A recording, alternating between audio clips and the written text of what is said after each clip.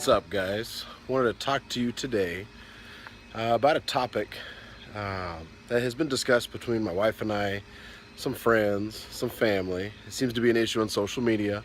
It gets made fun of, gets talked about. I want to share some of my ideas behind it. Today we're going to talk about nagging partners in gym time. So everybody's met somebody or has been in a situation where their partner, spouse, girlfriend, or boyfriend gives them a hard time about going to the gym, making gym a commitment, or the schedule that it creates. Some ideas that I want to share with you guys. I mean, understand that I am a competitive athlete and I am married and I have 2 kids and we have a crazy schedule, yet we don't bicker about gym time. So I'm going to share some of those thoughts. The first one is something that I would encourage all of you to do if the discussion of a gym at home is a tense one, is have open communication about the gym. Be open about what your goals are. Be open about why it's important to you, what you're trying to accomplish. Share your goals. Write down a schedule of what your actual workouts look like. Lay it all out on paper. Let your partner see it. 1, it kind of shows them what you're doing and when you're doing it. And 2, it shows them how important it is to you. I would encourage that for anybody. Along with that is identifying the type of person that you are when it comes to the gym. Are you an individual that finds it as a hobby? It's just something that you want to do to get out of the house, socialize, better yourself, but not necessarily take it as far as an athlete. I do think that there's a difference between working out and training. And regardless of which side you fit on, make sure you're honest about it and make sure that's part of that communication. I do consider myself an athlete. I do consider myself someone who maintains my commitment to the gym as a priority, not the priority, but as a priority. And a structured list of priorities is shared between my wife and I. As an athlete, a lot of these scheduled events in the gym, a lot of my training sessions are building blocks, and they're required to move on to the next step. They're required to get me stronger, to get me to the next level, and it's important. So what I would do first off is make sure you're communicating openly. Make sure there is no gray area about what your intention is at the gym, what you're trying to get done, and what your goals are. I highly doubt if it's somebody that's in your life that is sharing your life with you, that they're not going to support you in what you're trying to do, especially to better yourself. I really doubt that. There are some outliers, and we'll discuss that. The second thing is make sure you understand why it's an issue, if you can. I can't answer all the questions, and I don't know why everybody gripes. One of the big ones that I've come across that I've heard about is a lack of value for time. So for my wife, she wants all the time. She wants time in between time to fit time for me and her to spend time together. I can't blame her for that. Our work schedules are crazy, and with 2 little ones, our priorities are above each other. So when there is some time for us to spend together, there is time for us to communicate our day and to share stories and to vent. Understand that that time is valuable. So if you have time on your hands and in your priority list, you're shuffling it daily. What I mean by that, point blank, if you're playing video games, you're being lazy, you're watching movies, you're doing a whole lot of things outside of spending time with the person that's nagging or going to the gym, well then don't talk about going to the gym. If it's a priority, then it needs to be a priority. If there's time to slot everything in your life in a healthy fashion, then slot it in your life in a healthy fashion. But don't think that you can negate that time by doing kind of whatever you want and not including your loved one and then expect them to back you up when you just up and decide that you're ready to go to the gym. It should be a scheduled event. You should know when you're going. She should know when you're going, or he, and it shouldn't be an issue as far as you've already communicated openly. You're valuing that time, and you're going to the gym when you said you were supposed to. The next part. This is for the nagging person, the nagger, so to speak. A couple things I do want you to understand going into this is that it is valuable, that gym time, that training session. There's a lot of athletes that I know, and even for myself, it's a source of venting. It's a way for me to de-stress, decompress, get a lot of things out of my mind It's required beyond just the sport of powerlifting, which I participate in. It's required just for me to stay happy, stay sane, make sure I'm level-headed. I can kind of crush my body. I can kind of crush whatever I got going on in the gym that day, whatever my agenda is. And my self-worth is in that. My ego is in it. My drive is in it. It has a lot of value to me. Is it my number one priority? No. 2, 3, or 4? No. Probably around the 5 or 6 range, but it's up there. It's on the list, and it needs to get done. Where I make sure that that time is valued with my partner is when I'm scheduled to train, then I train. If there are times that we negotiate the schedule due to things that come up, then I adjust. If we have a dentist visit and I'm supposed to be squatting, then I'm going to the dentist visit, and then later that evening I'm going to go squat. I don't fuss about it. I don't cry about it, because the dentist, my family, my kids are a higher priority. If I look at the list and remind myself, then there's no argument there.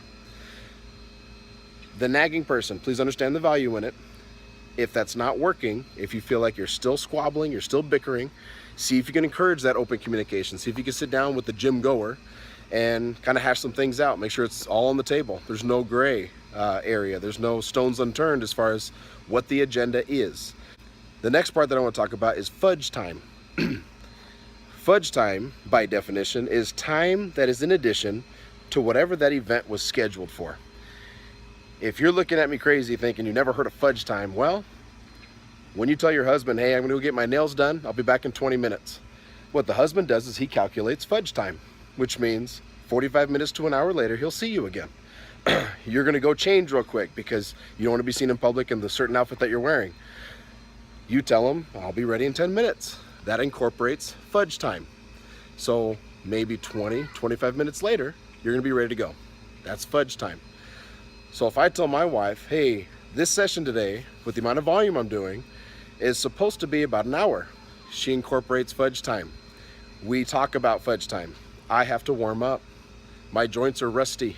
People want to talk to me when I come in the door. People want to talk to me when I'm leaving. They want to talk to me in between sets. A lot of them I try to accommodate the best I can. A lot of them I try to blow off as nicely as possible, knowing that I'm there for that mission of the day.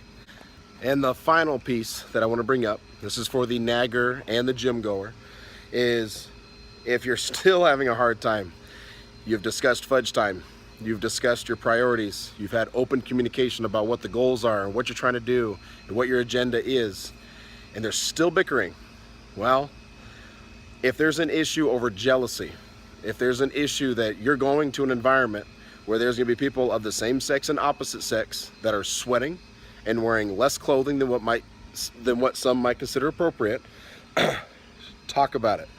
Understand that's inevitable. My wife knows I'm going to go to the gym and there might be women there. As odd as that sounds, there's going to be women there. There's going to be guys there. They're all going to be sweating. And half of them are there for the wrong reasons. So they're going to want to talk to you.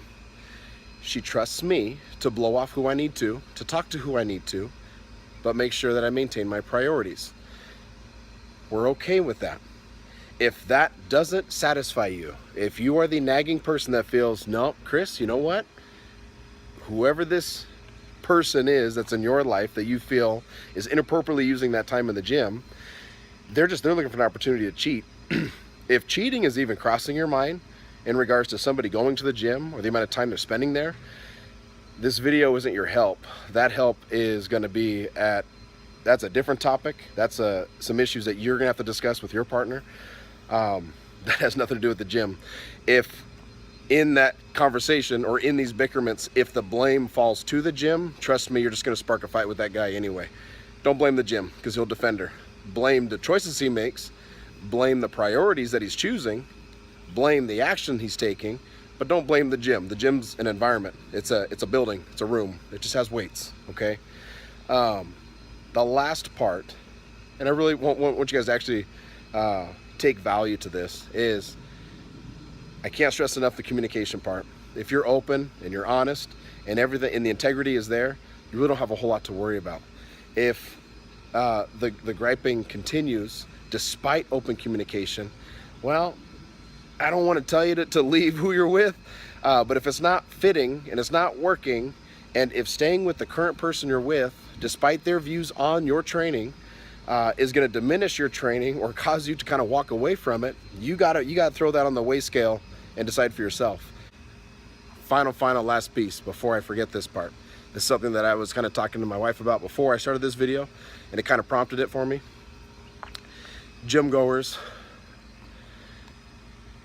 athletes, strength athletes, power lifters, gym bros, whatever you are, if you're trying to convince your loved one that you need to be at the gym for any length of time beyond what most people would consider reasonable. For me, reasonable is an hour to an hour and a half. That's just me doing what I need to do and heading home. Hour to an hour and a half. Hour if it's more of like a fluff or like a bodybuilding type of day.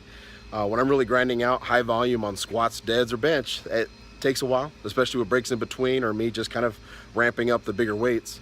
It just takes a little bit longer, so usually about an hour and a half. But very rarely, on a very small occasion, will I be at the gym longer than an hour and a half. Now, those of you who like to work 2, 3, 4 hours, go for it. But if you're being honest, and if you have that open communication, make sure that those hours you're spending in the gym are quality hours in the gym. If you're a workhorse that's doing 3-hour sessions, you better be working for 3 hours, or you're kind of inviting that argument at home. Okay, along that just brings back my same point. Just understand the value of that time. That person wants to spend time with you. Okay, that's all I got for you guys today. I hope you enjoyed it. If you guys got any comments or questions, please throw them onto the video or send me a message. Like always, please like, share, follow along, and I'll catch you guys later. Bye.